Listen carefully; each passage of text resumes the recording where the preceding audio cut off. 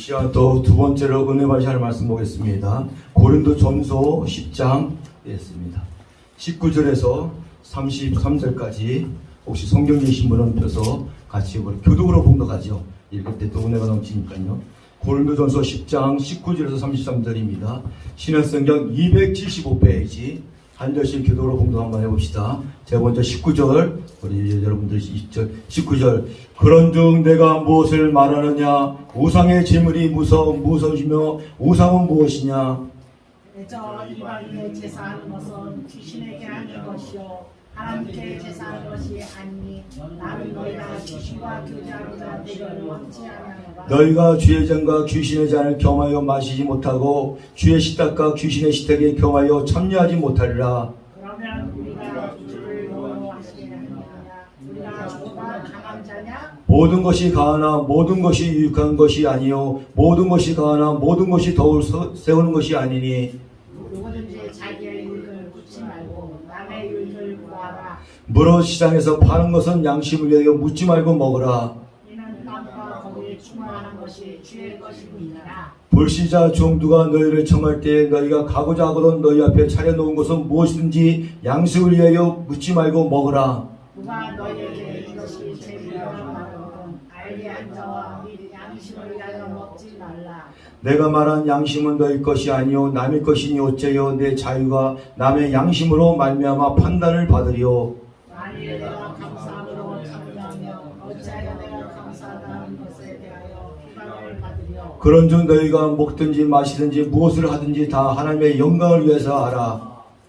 유대인이나 헬라인이나 하나님의 교회에서 거친 자가 되지 말고 3절 다 같이 하겠습니다. 나와 같이 모든 일에 모든 사람을 기쁘게 하여 자신의 유익을 구하지 아니하고 많은 사람의 유익을 구하여 그들로 구원을 받게 하라. 아멘. 그 제목을 이방인의 제사는 귀신들에게 하는 것이다 라는 제목으로 한 10분 메시지 전하겠습니다. 기도합니다. 하나님 아버지 감사합니다. 이렇게 또 세상명절 추석 아버지 전에 이렇게 또 성령교회에서 수요저녁 예배로 귀한 또 말씀과 찬양과 기도로 영광 돌리게 해주님 감사드리옵나이다. 오늘 뱀목의 제목같이 이방인의 제사는 귀신에게 하는 거라고 하나님이 분명히 말씀하였습니다. 그러나 많은 아버지 불쌍한 영들이 귀신에게 아버지 제사를 드리려고 추석 명절에 저렇게 시장에서 사람이 바글바글합니다. 하나님 아시죠? 불쌍하게 여기시고 말씀을 듣게 들어 성령으로 변화받는 귀한 시간들을 믿사오며 모든 영광 돌리며 거룩하시고 존귀하신 예수 그리스도 이름으로 기도사옵나이다. 아멘. 할렐루야. 방송 듣는 성도사님들 여러분,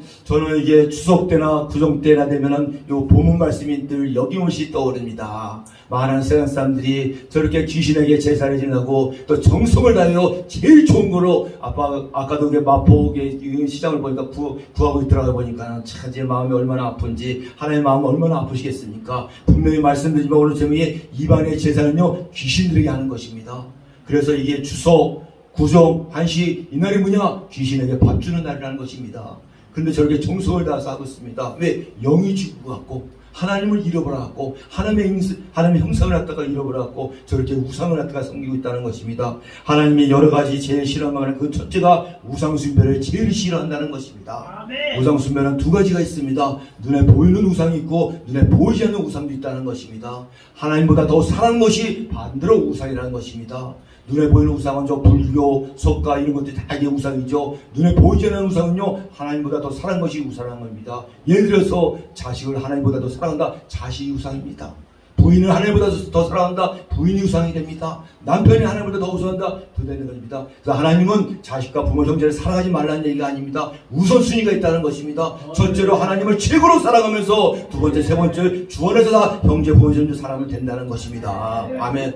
어떤 예를 들어 어떤 권사님이나 집사님이 있습니다. 이렇게 수예배인데 권사님 수예배 가셔야죠 하니까 안 가니까 우리 애 봐서 수예배를 못 갑니다. 애가 우상이 된다는 것입니다.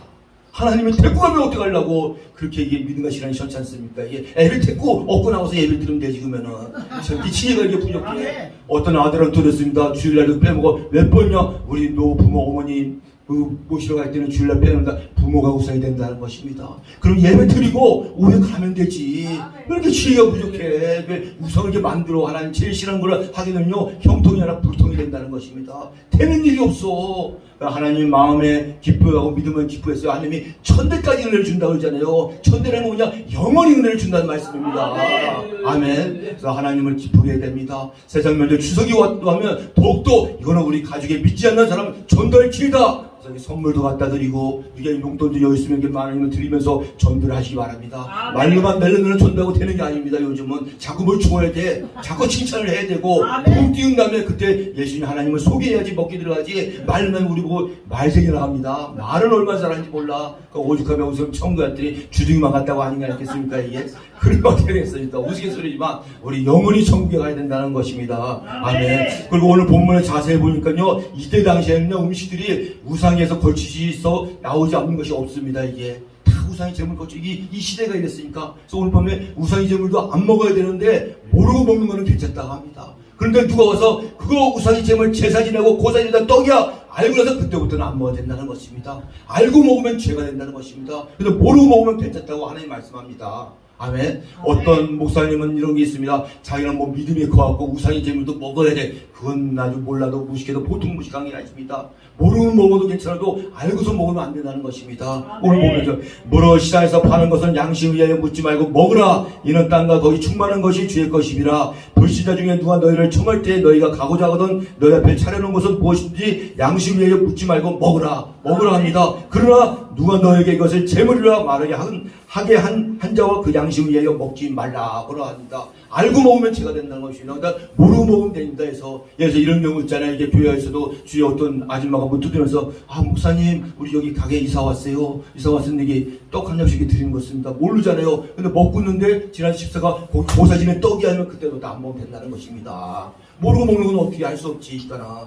그죠? 그래서 이게 제 중에도 이게 참 이게 모르고 짓는 데는 하나님의 들적이 하지만 알고 계획들이 짓는 데는 더 하나님이 징계를 내는 걸 볼 수가 있습니다. 아멘. 아주 악독하고 나쁜 죄라는 것입니다. 알고 짓는 죄가. 그죠? 그래서 저와 여러분들은 구원받는 자는요, 무엇을 먹든지, 무엇을 하든지, 무엇을 입든지, 모든 것을 하나님의 영광에서 하라는 것입니다. 아멘. 반대로 이 말씀 받으며 하나님의 영광이 되지 않는 일을 하지 말라는 얘기입니다. 그죠? 위에 33절에 그런 중 너희가 먹든지 마시든지 무엇을 하든지 다 하나님의 영광을 위해서 하라. 저희들이 이렇게 사역하는 것이 오직 하나님의 영광. 우리 하나님 나라 본방송에 이 마지막 때 종말 때가 심히 가까이 시대에 더욱더 열심히 합니다. 저희가 열심히 하겠습니까? 성령님이 열심히 더 열심히 하게 하신 거죠. 우리는 도구로서 오늘게 말씀한 순종하면 이 순종도 참으로 쉽지는 않습니다. 믿음 플러스 순종이다. 나는 믿음이 크느라고 순종하지만 그 가짜 믿음입니다. 믿음이 주면 순종을 잘해야지. 하라면 하고 하지 말라면 안 해야지. 왜 거꾸로 합니까 이게? 그러면 믿음이 크다고 합니까 이거는? 그거는 아주 잘못된 신앙이죠. 그죠? 믿음이 있으면 바로 순종을 해야 된다는 것입니다. 아멘. 그래서 하나님은 예수님은요 사역하면서 그 사람의 믿음을 보시고 역사를 합니다. 결격증 여인에게 또 눈먼 바디노에게 내 믿음이 내 영혼을 구원하였느니라. 아멘. 믿음이 없는 사람이 역사를 못합니다. 이게 믿음이 있을 때 하나님이 그 영혼이 질병 갖고 영혼까지 구하신 걸 믿기 바랍니다. 아멘. 이제 다음 주 화요일에 이제 추석인데 자오로 이 이방의 제사는 귀신에게 하는 겁니다. 귀신이 죽은 아버지, 어머니, 할머니, 할아버지 탈을 쓰고 옵니다. 오늘도 어디야? 불쌍한 모습으로 하고 옵니다. 제대로 먹지도 못하고 깨끼라고. 이러니까 이 자식이 그거 보고 짠해갖고 막 제사를 저기 하는 거거든요. 자기 부모가 온 줄 알고 그 귀신이 죽은 사람이 탈을 쓰고 온다는 것입니다. 성경에도 예 나와 있습니다. 이게. 그래서 우리 기독교는 효의중문데 살아계실 때 부모에게 교를 달아라 합니다. 살아있을 때 절 많이 해라 이거야. 가서 생전 1년에 한 번도 안 와. 전화도 안 오고 돈이나 돌 때는 그때 나오고 죽은 다음에 뭐 땅 치고 제일 속성인간요 죽은 다음에 제일